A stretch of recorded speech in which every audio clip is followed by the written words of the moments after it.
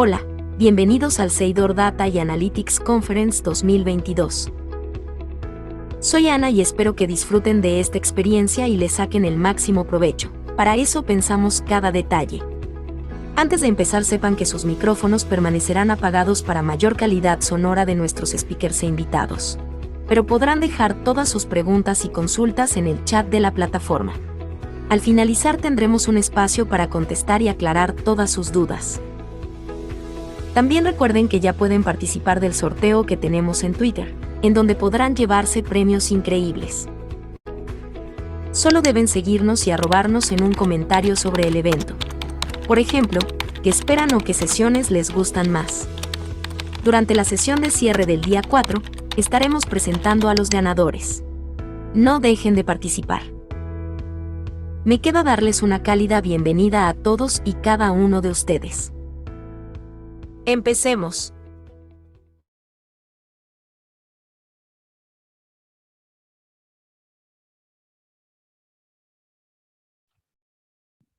Hola, ¿cómo están? Bienvenidos. Gracias por participar una vez más de nuestro evento. Esta es una de las últimas sesiones, así que espero que lo hayan disfrutado, que hayan podido participar del resto de las sesiones.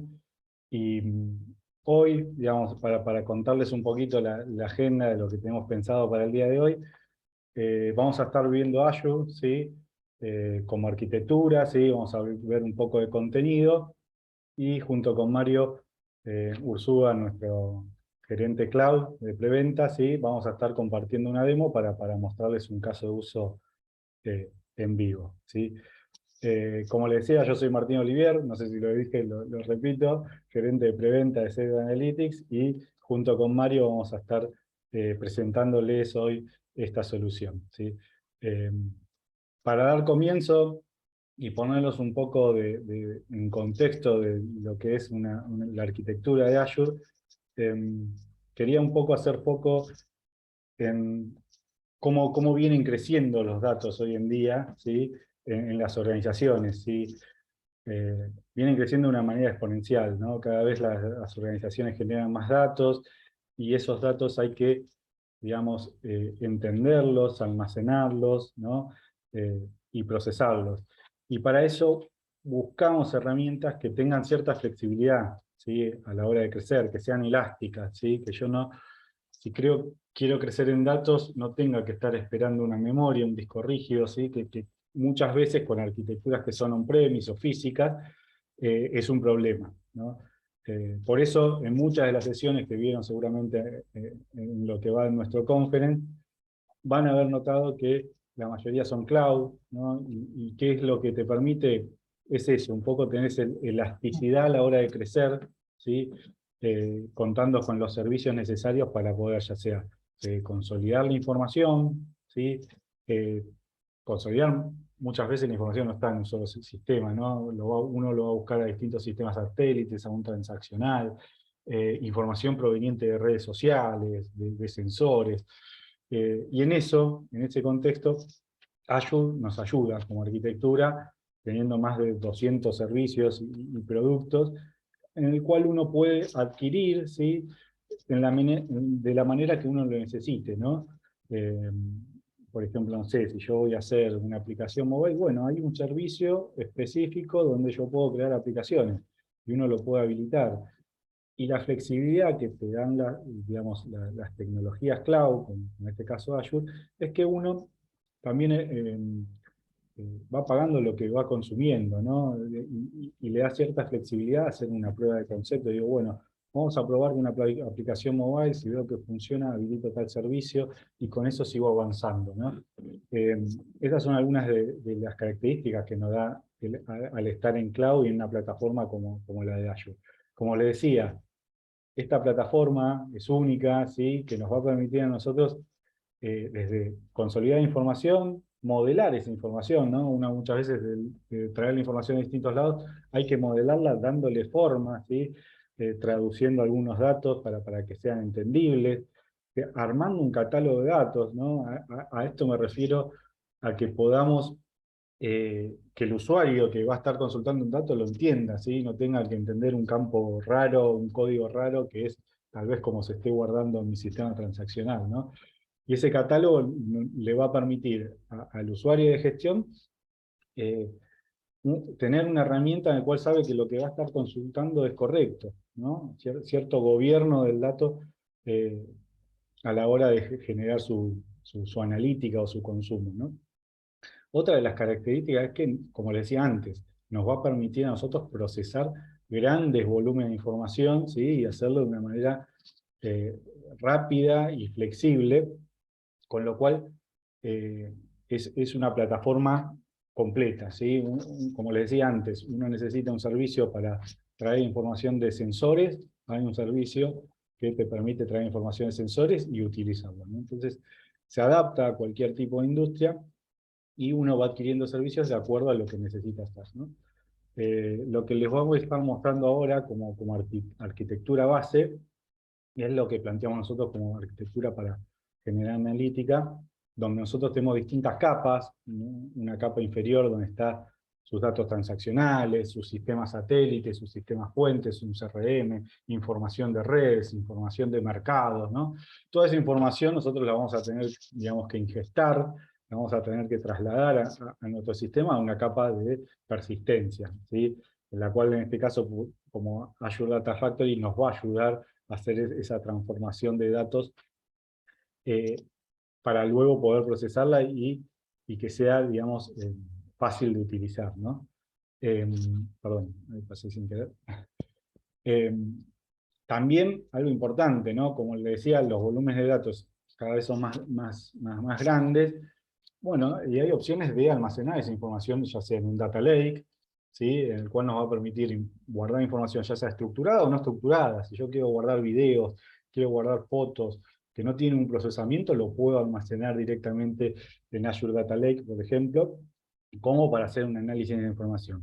Y después, con Data Factory ayudando, ¿no? Siempre hay un ida y vuelta. Hoy en día está el concepto de Lakehouse, ¿sí? Que es una mezcla entre Data Warehouse y Data Lake, ¿sí? Que nos permite a nosotros manejar ambas estructuras, ya sea información estructurada o no estructurada. Y luego la capa de consumo, ¿sí? La capa en la cual nosotros vamos a poder consumir con herramientas analíticas, ya sea no sé, Power BI, Tableau, SAP Analytics Cloud, consumir la información que nosotros tenemos catalogada en nuestra capa intermedia de persistencia, ¿no? Y además de eso, darle un valor agregado, ¿no? Hacer una analítica un poco más avanzada, involucrar procesos de Machine Learning, ¿sí? Procesos, digamos, algoritmos en R, Python, ¿sí? O cualquier analítica, que hoy en día se habla mucho de ciencia de datos, que nos ayuda a nosotros a entender el comportamiento en base a la información histórica, ¿no? Y poder predecir hacia adelante distintas analíticas que nos ayudan a entender nuestro negocio, ¿no? En eso existen distintas capas, como les decía, dentro de lo que es el landscape de Azure, tengo mi capa de stage, ¿sí? Donde yo voy a poder almacenar ya sea en un storage, en un data lake, como les decía recién, la capa de procesamiento, donde voy a poder almacenar o procesar, ya sea con un SQL Server, ¿sí?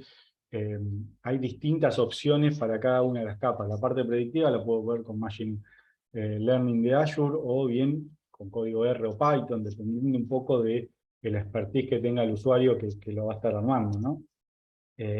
Y por último, la parte de análisis, donde yo puedo usar Data Lake Analytics para tener un análisis de grandes volúmenes de información, o análisis services, y la capa de consumo con Power BI sería lo más natural en la arquitectura de Azure, ¿sí? Pero se puede consumir con cualquiera de las herramientas de BI que venimos mostrando a lo largo del conference, ¿sí?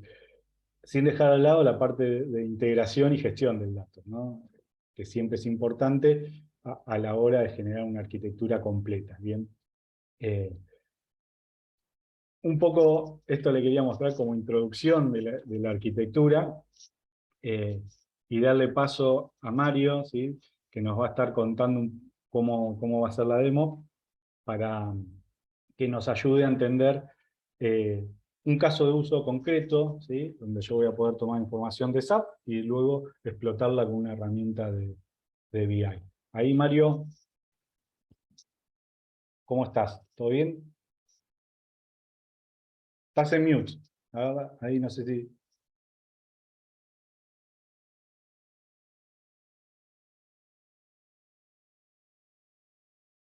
¿Ahí me confirma si se ve la pantalla? Ahora sí, se ve la pantalla y te escuchamos. Genial, Mario. Perfecto. Bueno, Con- buenas tardes, buenos días, no sé, depende del horario que nos estén mirando.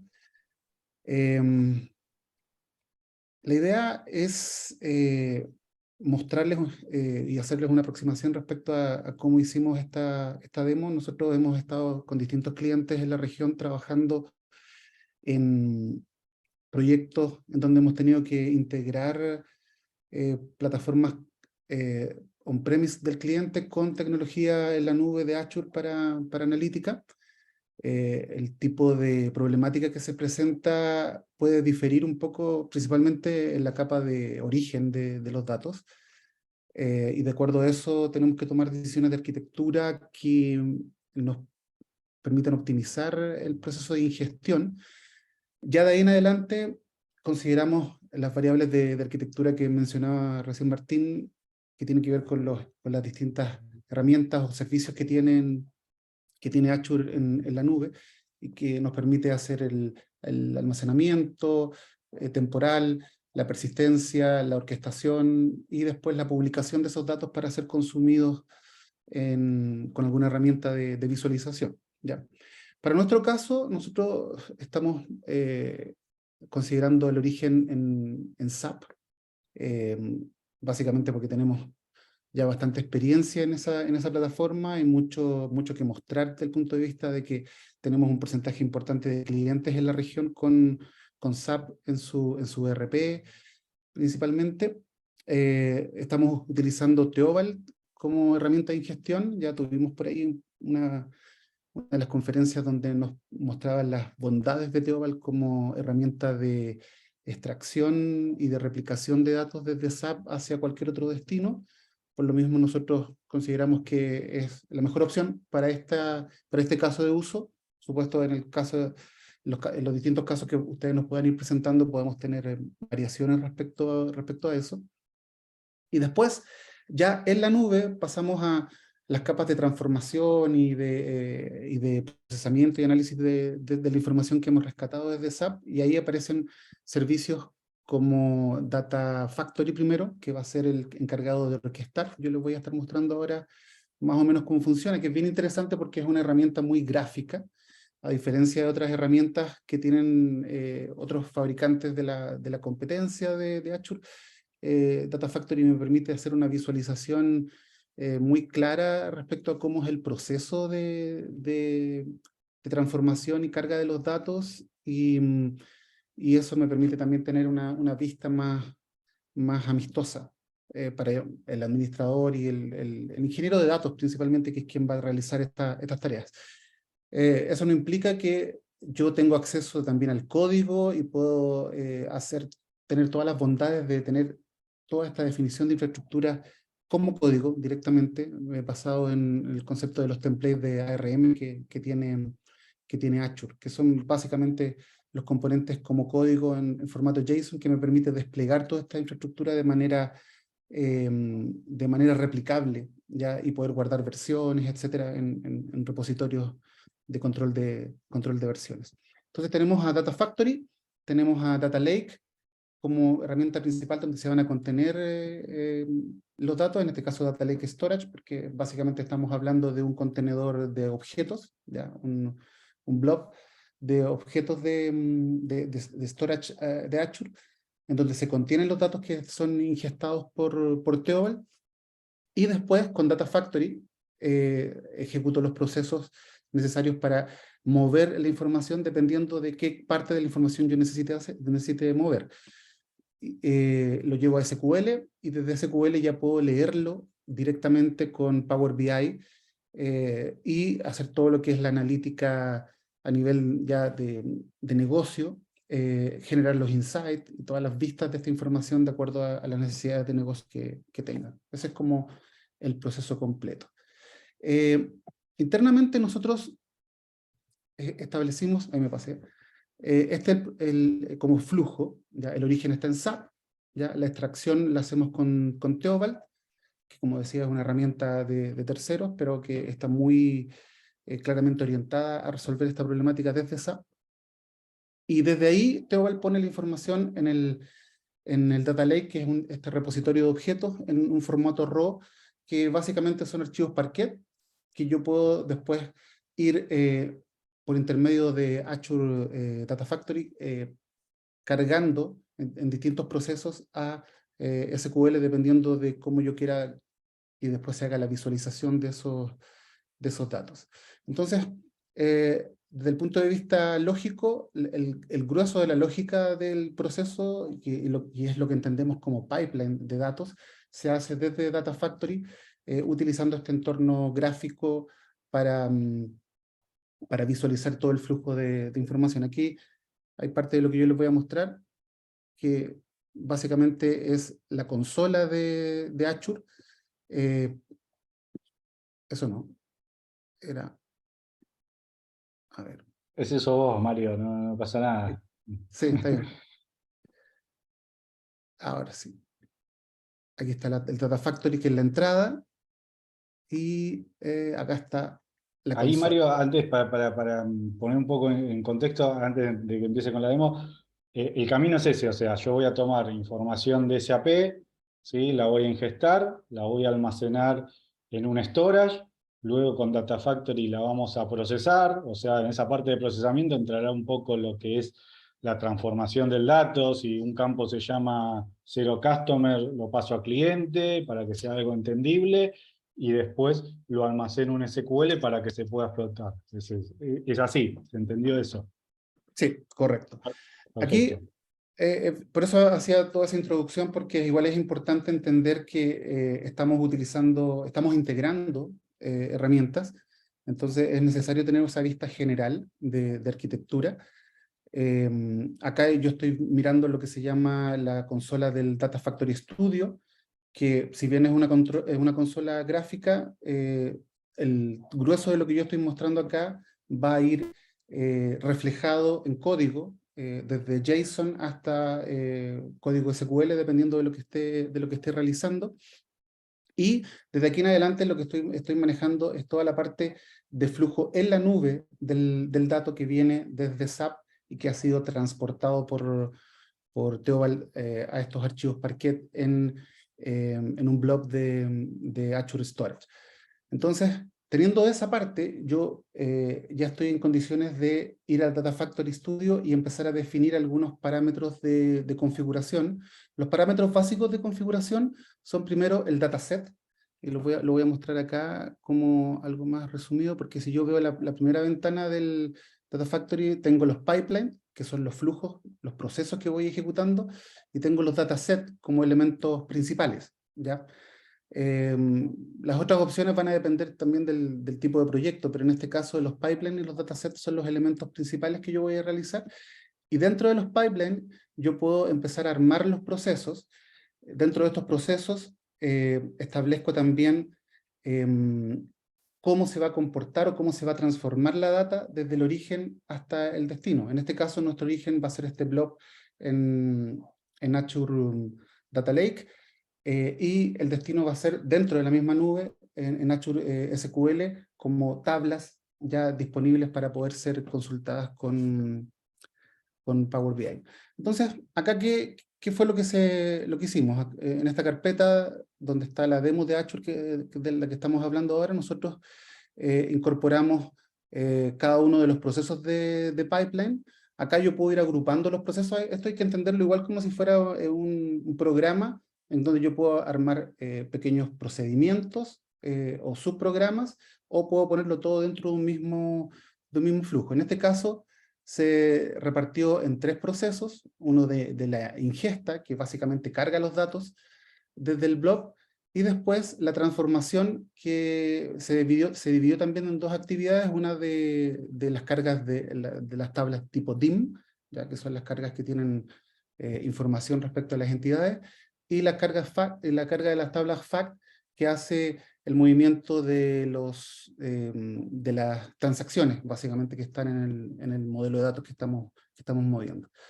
¿Por qué se hace este trabajo? Es porque básicamente nosotros tenemos que hacer transformaciones. No movemos los datos exactamente como están en el origen, movemos parte de los datos, movemos algunas de las tablas, movemos algunas de las los campos de esas tablas, y en algunos casos incluso podemos hacer transformación de esos datos. Todo eso se ve reflejado en este flujo, en donde puedo tener procedimientos almacenados, puedo tener búsquedas de datos, puedo tener ciclos de ejecución también. Y acá, dentro del pipeline donde estoy trabajando, puedo establecer el tipo de actividades, ¿ya? Por ejemplo, actividades de copia de datos, de flujo de datos.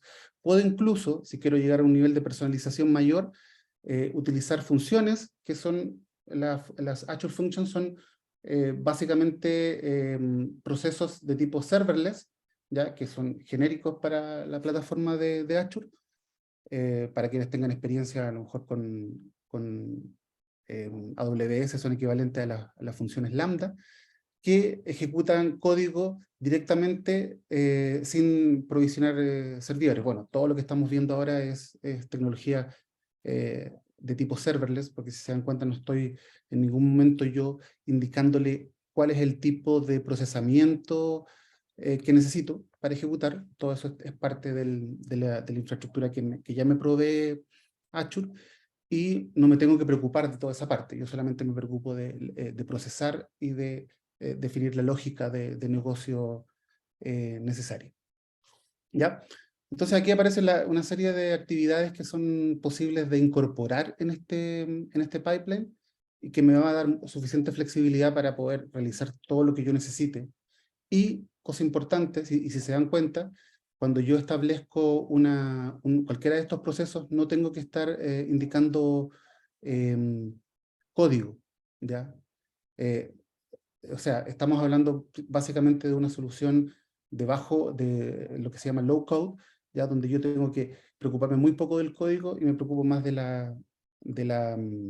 procesamiento y de la lógica de negocio que esto requiere, ¿ya? Acá hay varios ejemplos de los procesos. Acá fueron separados por procesos más cortos, ¿ya? Donde yo hago la carga y el procesamiento de los datos dependiendo de lo que me convenga hacer o de lo que el cliente me haya solicitado para poder hacer esta transformación. Por ejemplo, aquí hay un proceso de copia de datos, en donde yo en el proceso establezco el nombre, el origen. Como les decía, nosotros estamos usando archivos Parquet que están ya depositados dentro de un storage, un blob de objetos, y el destino, que en este caso va a ser una tabla en Azure SQL, ¿ya? Indicaciones del esquema, etcétera. Y por acá yo puedo visualizar también el código que va generando esta actividad. Y por ahí mencionaba al principio que el código que genera toda esta actividad, si bien es generado por la herramienta Azure Data Factory, yo necesito después linkear esto con alguna herramienta de control de cambios de código, una herramienta de versionamiento que puede ser Git, GitHub, por ejemplo, para poder tanto la lógica de negocio como la definición de la infraestructura, poder guardarla en un repositorio para compartirlo y para poder hacer control de cambios sobre él. Entonces, explicaba yo que nosotros dividimos el proceso en tres fases: el proceso de ingesta, el proceso de carga de las tablas de tipo FAT y el proceso de tablas de las cargas de dimensión. Y todo eso, como resultado, me genera una base de datos en SQL que ya va a estar lista para ser consultada por Power BI. Entonces acá yo estoy conectado a la... Ahí, Mario, antes de pasar a Power BI, digamos, cada uno de estos pipelines seguramente se puede programar, ¿no? Con cierta frecuencia y demás para que procese. Sí, eso es bien interesante, porque como parte de la definición del pipeline, yo puedo establecer una programación que va a depender, como te digo, de cada cuánto tiempo yo necesito que se actualice la información y que esté disponible. Ya eso depende de la definición de negocio, pero cada uno de los pipelines se pueden programar o pueden estar siendo lanzados en base a un trigger, ¿ya? Por ejemplo, el pipeline se lanza cada vez que tiene información nueva que llega desde Theobald, o hago que se haga todos los días, varias veces al día, o una vez en la noche, etc. Bien, y en base, digamos, a eso, hoy para esta demo nosotros traemos información de S4, del módulo de ventas, entiendo, ¿no? De la Exacto, parte de sales. exacto, exacto. Aquí por eso les estaba mostrando la vista que me da de la metadata desde Power BI al momento de cargar las tablas. Y un poco desde el punto de vista más simple, yo para conectarme a esta data, me conecto como si fuera un servidor SQL que estuviera disponible en mi red en, o en este caso está en SQL. Acá indico la dirección del servidor, ¿ya? Y con las contraseñas que están definidas al momento de definir el servicio, yo puedo conectarme directamente y poder hacer el rescate de los datos, ¿ya? Lo importante acá, bueno, no lo puse acá porque eso se demora unos minutos, pero básicamente lo que me trae de vuelta es la vista de las tablas que yo necesito, que son las tablas que están acá, que fueron construidas con el pipeline, y después acá tenemos un pequeño ejemplo de cómo puedo yo visualizar esa información. Los dashboards van a diferir dependiendo del tipo de cliente Ahí, que estemos Mario, hablando. te interrumpo de nuevo para aclarar lo anterior. Ese mapa o ese mapa estrella que veíamos antes, ¿no? Eh, Dependiendo del caso de uso, la necesidad, muchas veces también se puede resolver del lado del SQL, ¿cierto? Sí, Esa combinación de tablas.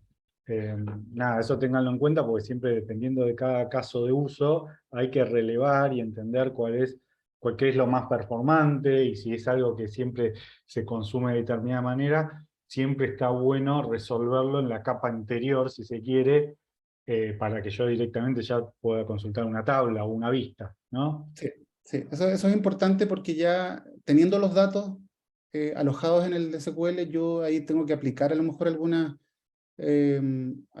otra modificación, principalmente a nivel de SQL, para poder hacer la visualización, ¿ya? Entonces, lo que Sí, o mostraba mismo anteriormente era simplemente el reglas, o pipe. trabajar con historia no acumulada, ¿sí? O muchas veces nos piden estados y uno tiene que ir sacando fotos de determinados estados de nuestro sistema para luego ir viendo, mira, cómo estaba ayer, cómo estaba hoy, y no tener que ir a revisar un log de datos para entender esa información. En eso, la capa anterior nos ayuda un montón antes de la analítica, ¿no? Correcto, correcto. Es bien importante entender que todo el proceso de pipeline considera estas etapas que tú mencionabas recién. Nosotros estamos ahora integrando distintas herramientas, pero el proceso de pipeline desde el punto de vista conceptual no es solamente lo que hace el Data Factory, sino que es también lo que yo hago a nivel de extracción, definiendo qué voy a extraer, eh, automatizando ese proceso también, y después todo lo que es la capa de negocio, que también es parte del pipeline en el sentido de cómo llegan los datos al final para ser consumidos, ¿ya? Y que eso sea consistente con las necesidades de negocio.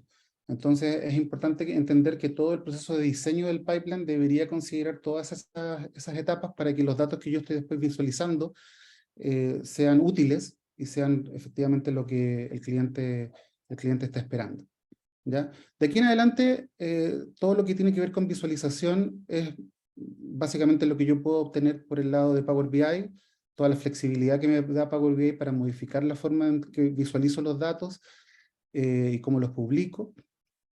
Ahí pasa a tener más importancia el nivel de conocimiento que tenga el usuario respecto a esta herramienta, pero lo importante es que todos los pasos previos hasta publicar los datos y que queden disponibles sean lo más consistentes posible, ¿ya? Bien, y acá Entonces, Mario, en lo que es Power BI, digamos, otra digamos, de las características que te da es también flexibilidad en cuanto a jugar con filtros, poder hacer un drill en la información. Si yo estoy viendo, bueno, el share por segmento, pueden ver rápidamente el share por segmento. Te da mucha flexibilidad y dinamismo a la hora de analizar, porque es una herramienta de BI, ¿sí? Que uno tal vez con un reporte plano desde el transaccional es difícil de ver, ¿no? Otra de las características es que esta información, bueno, es de ventas, pues yo la puedo combinar con información de otras fuentes, ¿no? correcto. y también analizarlo. Sí, yo quería mencionar también, volviendo un poco atrás, que este proceso de transformación en los puntos que aparecen acá anteriormente, en el proceso de extracción y en el proceso de llenado de las tablas, es donde yo puedo también definir cuáles son los orígenes de datos que yo voy a utilizar y que después van a ser útiles en la etapa de visualización. ¿Ya? Y por eso es importante que todo el diseño completo sea consistente con lo que el usuario está necesitando al final, en la capa de visualización, y que ese análisis sea correcto desde el principio, y sobre todo cuando tengo volúmenes de datos muy grandes, no siempre voy a ser capaz de traer todos los datos. Entonces por eso es importante que este flujo, este pipeline, sea lo más eficiente y lo más adecuado posible para que sea viable por un lado y sea eficiente desde el punto de vista de la ejecución. Bien, Mario, ahí tenemos una pregunta que nos están haciendo ahí por el chat. Nos Bien. preguntan si en los pipelines es donde se ejecuta la limpieza de datos. Puedo incorporar tareas de limpieza de datos en el proceso de pipeline, si estoy en condiciones de automatizarlo, ¿ya? Lo normal es que sí, pero siempre pueden existir algunas tareas de limpieza de datos que voy a necesitar realizar después de que los datos ya están disponibles en este caso en SQL para esta solución, porque podríamos tener otro tipo de caso de uso en donde los datos no quedaran en SQL y quedaran en una base de datos distinta o en una modalidad distinta, y también voy a poder realizar en esa fase tareas de limpieza de datos, pero lo ideal es que estén dentro del pipeline. Bien, perfecto. Gracias, Mario. Ahí no sé si, a ver, en cuanto a lo que es la parte técnica y demás, a ver, háganos las consultas que desean, después podemos ver de ir respondiendo cada una. Y los invito a cualquier consulta, duda de lo que hayamos mostrado recién, escríbanos, chatéennos y vamos a tratar de aclararlas. Como le decía recién Mario, la idea es que vean un ejemplo sencillo donde yo saco información de SAP, ¿sí? La almaceno en la nube con una herramienta de ingesta de datos, la proceso, ¿sí? Esto lo proceso para darle un valor agregado y un entendimiento, ¿no?, a esa información, según lo que cada área necesite, y después le mostré rápidamente cómo hago esa visualización o ese consumo de esos datos que yo ya había dejado en un SQL, ¿sí? Es así, Mario, ¿no?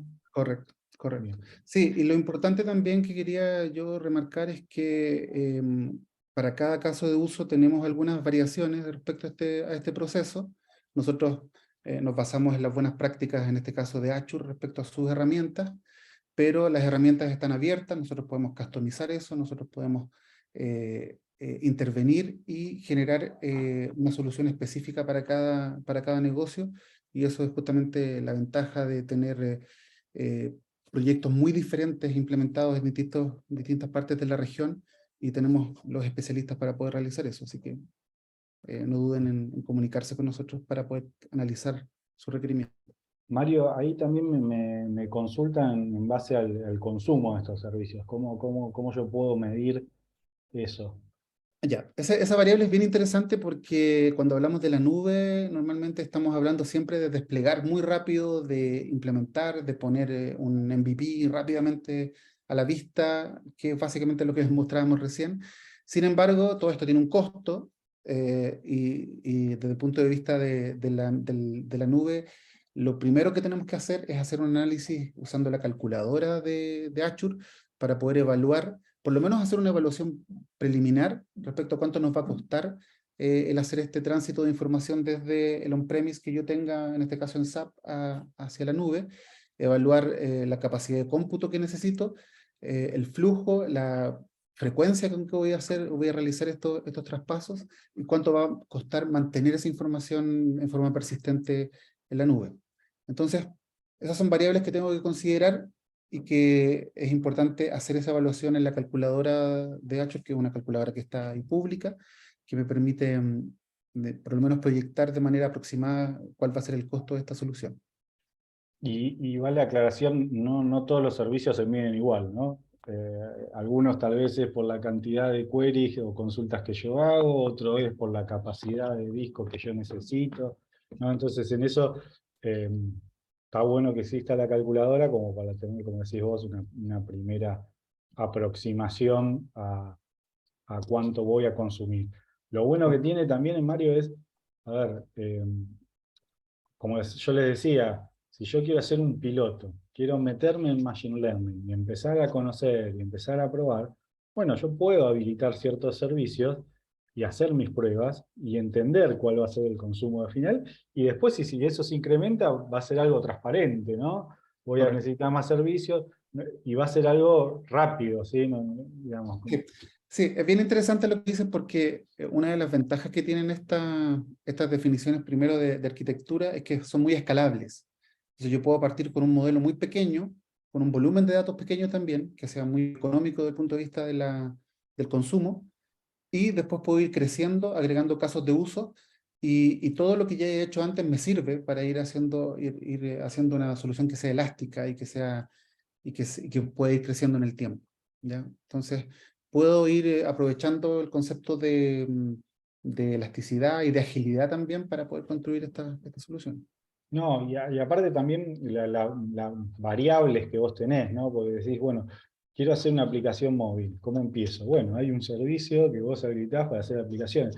O tengo información de sensores, ¿no? Tengo una empresa de manufactura y quiero saber cuánto es la temperatura del horno y poder hacer una analítica de eso. Entonces, en ese sentido, hay un servicio para cada cosa que necesitamos y uno puede empezar a habilitarlo y deshabilitarlo de acuerdo a lo que necesite, ¿no? Correcto. Y en eso te da una flexibilidad muy grande. Esto que mostramos nosotros tal vez fue un ejemplo sencillo, pero es algo que les pasa a todas las organizaciones que quieren sacar información de su ERP, transformarla y luego analizarla de otra manera. Con lo cual, digamos, existen ambas posibilidades y como bien decía Mario, es un camino que se puede ir creando de a poco, ¿sí? Como para ir creciendo y tener esa escalabilidad. Bien. Bien, ahí no sé si hay alguna otra pregunta, escríbanos por chat, coméntenos, les cuento que estamos próximos al cierre del evento, no se pierdan también la próxima sesión de cierre, donde vamos a estar viendo también una herramienta de Feelings, que es propiedad nuestra. Los invito también a participar, anótense. Y nada, a ver, no sé si no hay alguna otra más consulta. ¿Vos, Mario, tenés alguna escrita por ahí? No, No, no hay ya más. Bien, todo dicho. bueno, gracias por participar. Espero que les haya sido de utilidad y haya despertado consultas. Como les decíamos recién, ahí están nuestros contactos.